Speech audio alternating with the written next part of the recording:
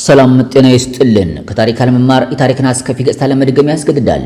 ዛሬም በውጥረት ማዕበል ውስጥ የምትናወጥ ብዙዎች እይታ ምድራዊ እረኛ ያጣች ታላቁ ሀገር ኢትዮጵያ በታሪኩ አዲስና እጅግ ወሳኝ የፖለቲካ ምዕራፍ ላይ ትገኛለች። የተወደዳችሁ ቻናላችን ቤተሰቦች በርከት ያሉ ወቅታዊ ፈጣንና እውነተኛ ሀገራዊ መረጃዎች በይዘውትር እንዲደርሳችሁ ቻናሉን ሰብስክራይብ፣ ላይክ እና ሼር በማድረግ የዚህ ቻናል ቤተሰብ አባል ይሁኑ። ዛሬ በዕለታዊ ዜና ትንታኔያችን የሚከተሉትን አንኳርና አንገብጋቢ ርዕሰ ዜናዎችን ይዘንላችሁ ቀርበናል። የሀገራዊ ምክክር ኮሚሽን መጀመር፣ ከብሔራዊ መግባባት ፍለጋ እስከ ጠቅላይ ሚኒስትር አብይ አህመድ የአሞራዎች ዛቻና ህገ መንግስቱን የመቀየር ድብቅ ዓላማ፣ የብልጽግና ካድሬዎች ድግስ ወይንስ የእውነተኛ እርቅ መድረክ፣ የሀገራዊ ምክክሩ ፋይዳ፣ ስጋቶችና የወደፊት ዕጣ ፈንታ፣ ምክክር ወይንስ የፖለቲካ ፊልሚያ፣ የኢትዮጵያ ሀገራዊ ምክክር ኮሚሽን ውጥረት የበዛበት አጀማመር፣ የሀገራዊ ምክክሩ ስኬትና የመከላከያ ሰራዊት ታሪካዊ ኃላፊነት፣ የዚህ ታሪካዊ ጉዞ ጅማሮ በውስጥ ያቀፋቸውን ውስብስብ ተግዳሮቶችና የነገዋን ኢትዮጵያን የጉዞ አቅጣጫ በጥልቀት እንቃኛለን። የተወደዳችሁ የቻናላችን ቤተሰቦች አብራችሁን ስትቆዩ እነዚህና ሌሎችንም አንገብጋቢ መረጃዎችን በጥልቀት ታደምጣላችሁ። እስከ ፍጻሜ አብራችሁ እንድትቆዩ በአክብሮት እየጋበዝን ሰናይ ጊዜን ተመኘን። የሀገራዊ ምክክር ኮሚሽን አጀማመርና የፓርላማው ድባብ። ዛሬ የምናቀርብላችሁ ልዩ የዜና ትንታኔያችን የዘመናት የፖለቲካ ቀውሶችን በመፈወስ ረባሽና እልህ አስጨራሽ ውጥረቶችን በሰላማዊ ውይይት ለመተካት እንዲሁም የተረጋጋችና የበለጸገች ሀገር ለመገንባት ትልቅ ታሪካዊ ዕድል ይዞ መጥቷል ስለተባለው የኢትዮጵያ ሀገራዊ ምክክር መድረክ ነው። ይህ መድረክ ገና ከማላው ጅማሮ በብዙዎች ልብ ውስጥ የሰላምን ተስፋ ቢያጭርም በዚያው ልክ ደግሞ መሰረታዊ ጥያቄዎችና ስጋቶች ከወዲሁ እየተነሱበት ይገኛል። በተለይም ዋነኛ ተፋላሚ ኃይሎችን እንደ ፋኖ፣ ህወሓትና ሸኔ በይፋ ያላካተተው የምክክር ኮሚሽን ሂደት ገና ከጅማሬው ትልልቅ ውዝግቦችና ጥርጣሬዎችን ማንሳቱም አልቀረም። በ1983 ዓ.ም የነበረው ግዙፍ የሀገር መከላከያ ሰራዊት የህዝብን አመኔታ አጥቶ ከአንድ የተወሰነ ገዢ ፓርቲ ርዕዮተ ዓለም ጋር ሙሉ በሙሉ በመወገኑ ምክንያት ያ ፓርቲ ሲወድቅ ሰራዊቱም አብሮ የመበተንና የመውደም አሳዛኝ ዕጣ ፈንታ ይደርሶበታል። በአሁኑ ወቅት መንግስት እየሄደበት ያለው አካሄድ የሀገር መከላከያ ሰራዊትን መጠቀም አንድን ወገን ለይቶ የማጥቃትና የማዳከም ስትራቴጂ እንደሆነ ይታቻል። ይህ አካሄድ በሀገሪቱ ታላላቅና ታሪካዊ ማህበረሰቦች ዘንድ በሰራዊቱ ላይ ከፍተኛ ቅሬታ፣ ጥላቻና የመመገለል ስሜት እየተፈጠረ ይገኛል። ታዲያ ይህ ጉዞ የኢትዮጵያን የነገ ዕጣ ፈንታ ይወስን ይሆን ወይንስ የገዢው ፓርቲ ካድሬዎች ስብሰባ ሆኖ ያልፋል? የዘመናት የፖለቲካ ቁስሎችን በመፈወስ ረብሻና እልህ አስጨራሽ ውጥረቶችን በሰላማዊ ውይይት ለመተካት እንዲሁም የተረጋጋችና የበለጸገች ሀገር ለመገንባት ትልቅ ታሪካዊ ዕድል ይዞ መጥቷል የተባለው የኢትዮጵያ ሀገራዊ ምክክር መድረክ በይፋ ተጀምሯል። ይሁን እንጂ ሀገራዊ ምክክሩና የእርቅ ሂደቱ በተለምዶ እርስ በርስ በሚቃረኑ ከፍተኛ ልዩነትና ግጭት ውስጥ ባሉ ኃይሎች መካከል የሚከናወኑ መዋቅራዊ ሂደቶች በሚሆኑም የተጀመረው መድረክ በአብዛኛው የገዢዎች ብልጽግና ፓርቲ አባላትና ካድሬዎች በስፋት የታደሙበት ሆኖ መታየቱ በብዙዎች ዘንድ ትልቅ ጥያቄና ጥርጣሬ አንስቷል። የብልጽግናው ሹማምንት ሲናገሩ ብቻ ሳይሆን ስማቸው በመድረክ ሲጠራም ፓርላማውን በሚሰንጠቅ ሁኔታ በጭብጨባ ሲያናውጡ የዋሉ በሺዎች የሚቆጠሩ ካድሬዎች በኢትዮጵያ ቀጣይ ዕጣ ፈንታ ላይ ሊወስን ምክር በተባለው ድግስ ላይ ተገኝተዋል። ልክ እንደ ምርጫ ሰሞን ሁሉ ጥቁር አንበሳ የልብ ቀዶ ሕክምና ላይ ሆነው ሊመክሩ መጡ። ተመካሪዋ በዘውዲቱ ለውልድ ገባች የወዘተ የሚሉ እውነተኛ ተይዞታቸውን የሚሸፍኑ ማብራሪያዎችን እየሰጡበት የተጀመረው ይህ ውድ የብልጽግና ስብሰባ ከ4000 በላይ ሰው የተገኘበት ሲሆን ከአንድ ወር በላይ የሚቆይ ይሆናል። የጠቅላይ ሚኒስትሩ ንግግር፣ የአሞራዎች ዛቻና የውጭ ጠላቶች ፍለጋ። ይህ ታላቅ መድረክ የሀሳብ መለዋወጫ ብቻ ሳይሆን ጠቅላይ ሚኒስትር አብይ አህመድ በውስጥና በውጭ ኃይሎች ላይ ብርቱ የፖለቲካ መልእክቶችና ጠንከር ያሉ ዛቻዎችን ያሳለፉበት መድረክ ሆኗል። ጠቅላይ ሚኒስትሩ በንግግራቸው ወቅትም የተጠቀሙባቸው ብርቱ የይዚባዊ ቃላቶች ውርጅብኝ መድረኩን ከሀገራዊ ማስታረቂያነት ባለፈ የዲፕሎማሲ ፊልሚያ መድረክ አስመስለውታል። ጠቅላይ ሚኒስትር አብይ አህመድ በግብፅና በኤርትራ ላይ ያነጣጠረ እንደሆነ ግልጽ በሆነ ንግግራቸው በኢትዮጵያ ሰማይ ላይ ለሚያንዣብቡ አሞራዎች ያለኝ መልእክት የትኛውም አሞራ በጉልበት ከየትኛውም ቅርጫ መደብ ላይ አንዲት ኪሎ ስጋ መውሰድ እንደማይችል ላረጋግጣችሁ ፈልጋለሁ። ስንጨቃጨቅና ኮሽ ሲል ካደፈጠበት የሚነቁ ጥራቶች እረፍት አይሰጡንም ሲሉም በኃይለኛ ዝተዋል። ሳይመረጥ ቀይ ባህራችን አሳልፎ የሰጠ ያሉትን የቀድሞ መንግስታቸውን በመቆስ ፈጽሞ አልተወውም በማለት ዳግሞ ወደ ቀይ ባህር ጉዳይ የተመለሱት ጠቅላይ ሚኒስትሩ ኢትዮጵያን የጂኦግራፊ እስረኛ እንዲያደርግ አሳልፎ ሰጥቷል ብለዋል። አስከትሎም ብሔራዊ ጥቅምን አሳልፎ የሚሰጥ እንክርዳድ አሁንም እያሉ ኢትዮጵያውያንንም ተናግረዋል። ሆኖም ግን የዚህ ላይ አንድ መሰረታዊ ጥያቄ ማንሳት ተገቢ ይሆናል። ኢትዮጵያ ብሔራዊ ጥቅሞቿን ለተባበሩት አረብ ኤሚሬቶችም ሆነ ሌሎች ሀገራት ሉዓላዊ ግዛቷን ደግሞ ለጎረቤት ሀገራት ታጣቂዎች የዜጎችን ነፍስ ለሻዕቢያ ሳይቀር አሳልፎ የሰጠ እንደ ብልጽግና አገዛዝ ያለ እንክርዳድ ታሪክ ወዝ መዝግቦ ያውቃል ወይ? ሕገ መንግሥቱን የመቀየር ዓላማና የንብና የቀፎ ዘይቤ።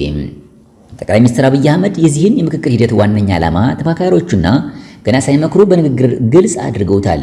አሞራን፣ ንብን፣ ዋርካን፣ ቀፎን፣ በሬን፣ ስጋን እያሉ እንስሳትና እጽዋትን ይዘረዘሩ በቀረቡበት በተረት የተሞላው ንግግራቸው ሕገ መንግሥቱን መቀየርና የሥልጣን ሁኔታቸውን ማስተካከል ዋነኛው ዓላማው ስለመሆኑ በግልጽ አቅርበዋል።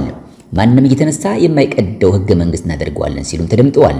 በቀጣይ የሚኖረን ሕገ መንግሥት ከዚህ ቀደም እንደተለመደው የመጣ ሁሉ የሚቀደው ሳይሆን እኛ በ4000 ጀምረናል፣ በ10000 ምክክር ሳያደርግ አንድም ሰው መቀየር አይችልም ማለት ነው። እኛ 4 ዓመት ተመካክረናል፣ 8 ዓመት ሳይመክር መቀየር አይችልም ማለት ነው። ምክር ኮሚሽን መድረክ ላይ አዲስ አበባን ከቆሻሻነት አወጣናት፣ ኢኮኖሚያዊ ፖለቲካዊና ወታደራዊ ሪፎርምን በሀገሪቱ አከናወንን የሚል የብልጽግና ቅስቀሳ ያደረጉ ታዳሚ ሞቅ ያለ ጭብጨባ ያጀባቸው አብይ አህመድ እነዚህን አጨብጫቢዎቻቸውን ማታ ማታ ከዚህ ምክክር እየወጡ ፌስቡክ ላይ የሚወራውን እንዳያዩ ሲገጽጹም ተሰምተዋል። ማታ ማታ እየወጣ ፌስቡክ የሚያይ ከሆነ ማታ ማታ እየወጣ ምክር የሚያዳምጥ ከሆነ ማታ ማታ እየወጣ ይህንን አውድ ያልተገነዘቡ ሰዎች መልእክት የሚጭኑበትን የሚከታተል ከሆነ ያ ንብ ማር አይሰጥም። ቀፎው እዚሁ ነው ያለው። ልባችንም ልባችሁም እዚሁ ይሁን። የዝሆን ክፍል ታጣቂ ኃይሎችን የማግለል ስጋትና ተያያዥ ውዝግቦች።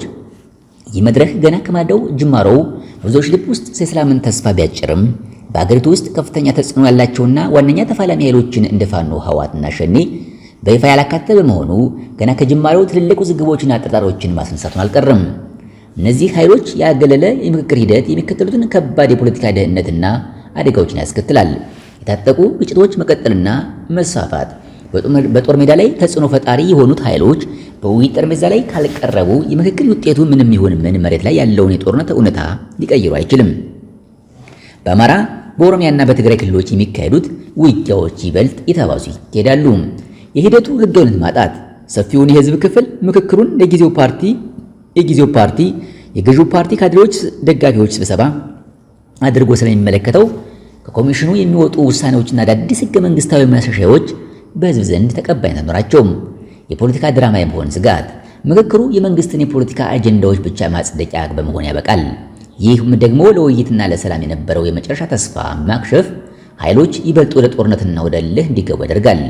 ሊቃን ተኮር መሆን። የሰፊው ህዝብ መሰረታዊ ጥያቄዎች የሆኑትን እንደ ሰላም፣ ኑሮ፣ የኑሮ ውድነትና መፈናቀል ወደ ጎን ተገፍተው የከተማ ሊቃን የስልጣን ሽሚያና የውይይት መድረክ ብቻ ሆኖ ሊቀር ይችላል። እውነተኛ ምክክር ምን መሆን ነበረበት? ያመለጡ ዕድሎችስ? የፖለቲካ ሳይንስ ምሁራን እንደሚጠቁሙት እውነተኛ ብሔራዊ ምክክር ተፋላሚ ኃይሎችን ማካተት ያለበት በሶስት ዋና ዋና ዓላማዎች ምክንያት ነው። አንደኛው የጦር መሳሪያ በሐሳብ የበላይነት መተካት፣ ሁለተኛው ሁሉን አቀፍና ዘላቂ ማህበራዊ ውል ማፈረም፣ እንዲሁም ሶስተኛው የብሔራዊ እርቅና የፍትህ መሰረት መጣል ናቸው። ይህን እንዲሆን ግን ገና ከመነሻው የሚከተሉት መሪ እርምጃዎች መውሰድ ነበረባቸው። የኮሚሽኑ አባላት ኮሚሽነሮች በተጽዕኖ ፈጣሪ የፖለቲካ ኃይሎችና በህዝብ የጋራ ስምምነት የተመረጡ ሙሉ በሙሉ ከመንግስት ወገንተኝነትና የጸዱ መሆን ነበረባቸው። ስራ ከመጀመሩ በፊትም ከተፋላሚዎች ጋር በሚስጥርም ሆነ በይፋ ተከታታይ ውይይቶችን በማድረግ የጋራ ተማማኝ መንገዶችን በማቅረጽና የፖለቲካ ምህዳሩን ማስፋት ነበረበት። ስልታዊ መፍትሄዎች። ሂደቱን ለማዳን አሁን ምን መደረግ አለበት? በአሁኑ ወቅት ኢትዮጵያ በከፍተኛ የደህንነት ስጋት፣ በክልላዊ ግጭቶችና በኢኮኖሚ ውጥረት ውስጥ ትገኛለች። በአማራና በኦሮሚያ ክልሎች ያለው ቀጣይነት ያለው የትጥቅ ግጭት የምክክር ሂደቱን በእጅጉ ፈታኝ ያደርገዋል። በመሆኑም ሂደቱን ለማዳንና የባሰ ቀውስ እንዳይፈጠር የፖለቲካ ተንታኞች የሚከተሉትን ስልታዊ እርምጃዎች በአስቸኳይ እንዲወስዱ ይመክራሉ። በአስቸኳይ ጊዜያዊ ተኩስ አቁም ማወጅ። በአንድ በኩል ጥይት የተተኮሰና ዜጎች የተፈናቀሉ፣ በሌላ በኩል ምክክር ማድረግ ፖለቲካዊ ቲያትር ስለሚሆን ቅድሚያ ግጭት ባለባቸው አካባቢዎች በአስቸኳይ አስተማማኝ የተኩስ አቁም ስምምነት ላይ መድረስና ልዩ የሰላም ቀጠናዎችን መፍጠር ያስፈልጋል። የሰላም ድርድርና የምክክር ሂደቱን ማቀናጀት። ኮሚሽኑ ጎን ለጎን ከመንግስትና ከተፋላሚዎች ጋር በፊያ የሰላማዊ ድርድር የሚጀመርበትን መድረክ ማመቻቸት አለበት። በድርድሩ ከስምምነት ላይ ሲደረስ እነዚህ ታጣቂ ኃይሎች በቀጥታ ወደ ምክክሩ መድረክ የሚገቡበት ቀዳዳ መፈጠር አለበት። የፖለቲካ ምህዳሩን ማስፋትና እስረኞችን መፍታት። መንግስት ቁልፍ የፖለቲካ እስረኞችንና ከተለያዩ ኃይሎች ጋር ግንኙነት አላቸው ተብለው የታሰሩ ሰዎችን በመፍታት የመገናኛ ብዙሃን ነጻ በመተግበር በማረጋገጥ በወገኖች መካከል የእምነት መገንቢያ እርምጃዎችን መውሰድ ይኖርበታል። ሂደቱን ለጊዜው ማቆም ወይንም ማራዘም። አሁን የተጀመረውን የካድሬዎች ስብሰባ ለጊዜው በማቆም ከተቃዋሚዎችና ከተፋላሚ ኃይሎች ጋር እንዴት በጋራ መሳተፍ እንችላለን በሚለው አጀንዳ ላይ ቀድሞ መስማማትና ሂደቱን እንደ አዲስ መጀመር አስተማማኝ መፍትሄ አለው። የወደፊት ዕጣ ፈንታ ሁለት ሊሆን የሚችልበት መንገዶች። ታዲያ ይህ ጉዞ የኢትዮጵያን የነገ ዕጣ ፈንታ ይወስናል ይሆን ወይንስ የገዢው ፓርቲ ካድሬዎች ስብሰባ ሆኖ ያልፋል? የዚህ ሀገራዊ ምክክር ሂደት ስኬት ወይም ውድቀት የነገዋን ኢትዮጵያ ዕጣ ፈንታ በሁለት ፍጹም የተለያዩ አቅጣጫዎች ሊወስነው ይችላል። አንደኛ፣ የምክክሩ መሳካትና አዲስቷ ኢትዮጵያ። ምክክሩ ሁሉንም ወገኖች ማካተት ከቻለና መንግስትም እውነተኛ ቁርጠኝነት አሳይቶ ስልጣኑና አጀንዳዎቹን ለድርድር ክፍት ካደረገ የሀገሪቱ የወደፊት ዕጣ ፈንታ ብሩህ ይሆናል። የታጠቁ ኃይሎች ወደ ሰላማዊ ፖለቲካ ገብተው ልዩነቶች በሀሳብ የበላይነት ብቻ የሚፈቱባት ዘላቂ ሰላም የተሰፈነባት ሀገር ትገነባለች የሚሉ የሁሉንም ማንነትና ጥቅም የሚያስከብር አዲስ ህገ መንግስታዊና ማህበራዊ ውል ይፈረማል። ሰላም ሲረጋገጥ የሀገር ውስጥ ምርታማነት የጨመረበት፣ የውጭ ኢንቨስትመንት የሚሳብበትና የኑሮ ውድነቱ የሚቀንስበት የኢኮኖሚ ትንሣኤ ይረጋገጣል። ያለበለዚያ ግን ሁለተኛው የምክክር ኮሚሽን መክሸፍና የባሰ ቀውስን ያስከትላል። በአንጻሩ ምክክሩ አሁን ባለው ካድሬዎችና የደጋፊዎች ስብሰባ ብቻ ተጠናቆ ተጽዕኖ ፈጣሪ የሆኑ ተቃዋሚዎችና የታጠቁ ኃይሎችን ሳያካትት ቢቀር ሀገሪቱ ወደ ከፋ ደረጃ ትሸመራለች። ሂደቱ የመንግስት ድራማ ሆኖ ካለቀ በሰላማዊ መንገድ ለውጥ ለማምጣት የሚደረገው ተስፋ ስለሚከስም የትጥቅ ትግልና የእርስ በርስ ግጭቶች ይበልጥ በይፋ ተጠናክረው ይቀጥላሉ። መዋቅራዊ ልዩነቶቹ ሳይፈቱ ሲቀሩ ክልላዊና ብሔረሰባዊ ዋልታ ረገጥነት የተጠነከረ ሄዶ የሀገርን ሉዓላዊነትና ህልውና አደጋ ላይ ይጥላል። የማያቋርጥ ጦርነትን አገሪቱን ለከፋ የውጭ ዕዳ፣ ለረሃብና ለዜጎች መሰደድ መዳረግ ኢኮኖሚያዊና ማህበራዊ ውድቀትን ያጠፋል። ለዚህ ደግሞ የሀገር ምክክሩ ስኬትና የመከላከያ ሰራዊት ታሪካዊ ኃላፊነት አለበት። በአሁኑ ወቅት መንግስት እየሄደበት ያለው አካሄድ የሀገር መከላከያ ሰራዊትን በመጠቀም አማራና ትግራይን ለይቶ የማጥቃትና የማዳከም ስትራቴጂ እንደሆነ ይተቻል። ይህ አካሄድ በሀገሪቱ ታላላቅና ታሪካዊ ማህበረሰቡ ዘንድ በሰራዊቱ ላይ ከፍተኛ ቅሬታ፣ ጥላቻና የመገለል ስሜት እየፈጠረ ይገኛል። ኢትዮጵያ በአሁኑ ወቅት የገጠማት የፖለቲካ ውጥረት ሰራዊቱ የዛሬ 35 ዓመት ገደማ በ1983 ዓ.ም የገጠመውን የታሪክ ጠባሳ ዳግም እንዳያስተናግድ ከፍተኛ የቅድመ ጥንቃቄዎች እርምጃዎችን እንዲወስድ ያስገድደዋል። በ1983 ዓ.ም የነበረው ግዙፍ የሀገር መከላከያ ሰራዊት የህዝብን አመኔታ አጥቶ ከአንድ የተወሰነ ገዢ ፓርቲ እና ርዕዮተ ዓለም ጋር ሙሉ በሙሉ በመወገኑ ምክንያት ያ ፓርቲ ሲወድቅ ሰራዊቱም አብሮ የመበተንና የመውደቅ አሳዛኝ ዕጣ ፈንታ ደርሶበታል።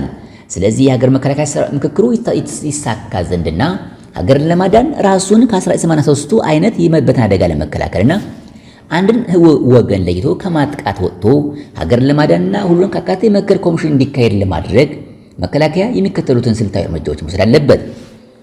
ከሰራዊትነት ወደ ተቋማዊነት መሸጋገር። መከላከያ ለአንድ ፖለቲካዊ ቡድን ወይም መሪ ታማኝ ከመሆን ወጥቶ ታማኝነቱ ለህገ መንግስቱ፣ ለሀገር ሉዓላዊነትና ለዚህ ደህንነት ብቻ መሆን በተግባር ማሳየት አለበት። ከፓርቲ ፖለቲካ ራሱን ማግለል። የብልጽግና ፓርቲ የሚያወጣቸውን የፖለቲካ አጀንዳዎች በኃይል ከማስፈጸም መቆጠብና የፖለቲካ ልዩነቶችን በጠመንጃ ሳይሆን በፖለቲካዊ ድርድር እንዲፈቱ ግፊት ማድረግ ይኖርበታል። ወታደራዊ ዘመቻዎችን ማቆምና ወደ ሰፈራቸው መመለስ። መከላከያ በአማራ ክልል እያካሄደ ያለውንና ከህዝብ ኃይሎች ፋኖ ጋር የሚጋጨውን ወታደራዊ ዘመቻ በአስቸኳይ ማቆም አለበት። የሰላም ቀጠናዎችን መፍጠር። ሰራዊቱም የፖለቲካ መፍትሄ እንዲፈለግ መንግስትን በማስገደድ የታጠቁ ኃይሎች ያለምንም ስጋት ወደ ምክክሩ መድረክ የሚመጡበትን ዋስትናና የሰላም ቀጠናዎችን ማመቻቸት ይኖርበታል። የአንድ ወገን ማጥቂያ መሳሪያ ከመሆን መውጣት። የሀገር መከላከያ ዋናው ዓላማው ሀገርና ህዝብን ከውጭ ወራሪና ከውስጥ መበታተን መጠበቅ ያለበት በአሁኑ ወቅት የአንድ ወገንና የአምባገነኑን የብልጽግና ስርዓት ማቆያ ዋና መሳሪያ ሆኖ እያገለገለ እየተገደ ይገኛል። ይህ ተቋማዊ ቅዠት ሰራዊቱን በህዝብ አይን የሀገር ጠባቂ ሳይሆን የስልጣን ጠባቂ ተደርጎ እንዲታይ እያደረገው ነው። ከዚህ አደገኛ አዙሪት ለመውጣት መከላከያ የራሱን ወታደራዊ ዶክትሪን ማደስ አለበት። የሰላማዊ ሰዎችን ህይወት የሚቀጥፉ መሰረተ ልማቶችን የሚያወድሙና አንዱን ብሔር ከሌላው ብሔር የሚያጋጩ ትዕዛዞች፣ ህገወጥ ትዕዛዞች በማለት ውድቅ በማድረግ የመከላከያ አመራሩ ሙያውና ሀገራዊ ግዴታው ነው። ሰራዊቱ የህዝብ እንባ ማበሻ እንጂ የፖለቲካ ሊቃን የስልጣን ርዝማኔ ማረጋገጫ መሆን የለበትም። በአጠቃላይ መከላከያ የምክክር ኮሚሽኑ የተሳካ ሁለት አካታች የሆነና የወደፊት ኢትዮጵያን ሰላማዊ ሀገረ መንግስት ለመገንባት የወደቀበትን ታሪክና የዜግነት ግዴታ መወጣት አለበት። ይህን ለማድረግ ደግሞ አምባገነን የብልጽግና መንግስትን አካሄድ በግልጽ በመቃወም ከህዝብና ከሀገረ መንግስቱ ደህንነት ጎን መቆም ይኖርበታል። መከላከያ ለመንግስት ሊኖረው የሚገባው እውነታ ሀገራዊ ቀውስ ወታደራዊ መፍትሄ የለውም፣ ፖለቲካዊ መፍትሄ ሊፈለግ ይገባል የሚለውን የሙያ ምክር ነው። ሰራዊቱ የህዝብን የለውጥና የፍትህ ጥያቄ በኃይል ለመደፍጠጥ የሚደረገውን ጥረት ባለመተባበር መንግስት ወደ እውነተኛና ሁሉን አካታች ብሔራዊ እርቅ እንዲመጣ የራሱን ተጽዕኖ ማሳደር አለበት። ካለበለዚያ ግን አሁን ያለው አካሄድ ከቀጠለና መሬት ላይ ያለው ውጥረት ባረገበበት ሁኔታ ፋኖና ሌሎች ታጣቂ ኃይሎች በኃይል ስልጣን ቢይዙ እንዲሁም 4 ኪሎ ቤተ መንግስት ሚኒልክ ቢገቡ እንደ 1983ቱ መከላከያን ከመበተንና ከቅልጥም ስብራት የሚያድነው ምንም አይነት ምድራዊ ኃይል አይኖርም። ይህ በሚሆንበት ጊዜ የኢትዮጵያ ዕጣ ፈንታ እጅግ ከባድና ውስብስብ የእርስ በርስ ውጥረት የነገሰባት መዋቅራዊ ውድቀት የሰፈነባትና ዳግም የማትገኝ ሀገር ልትሆን ትችላለች። በመሆኑም ሰራዊቱ ይህንን አደጋ ቀድሞ በመገንዘብ ስልታዊ የቅድመ ጥንቃቄ እርምጃዎችን መውሰድ አለበት። ራሱን ከማንኛውም የፖለቲካ ወገንተኝነት በማግለል ከአማራ ክልል የጦርነት አውድማዎች ጦር ሰራዊቱን በአስቸኳይ ማስወጣት፣ ሰላማዊና ፖለቲካዊ መፍትሄ እንዲፈልግ መንገዱን መድረግ አለበት። የመከላከያ ሰራዊት ታሪካዊ መዳኛና የሀገር መገናኛ ብቸኛው መንገድ ከህዝብ ጋር አለመጣላት፣ ከፖለቲካ ወገንተኝነት መውጣትና ለሁሉም እኩል የሆነች ሁሉንም የምታቀፍ የተነጓን ኢትዮጵያን ለመገንባት የሰላም ዋስትና መሆን ብቻ ነው። ከታሪክ አለመማር የታሪክን አስከፊ ቅጠል ለመድገም ያስገድዳል።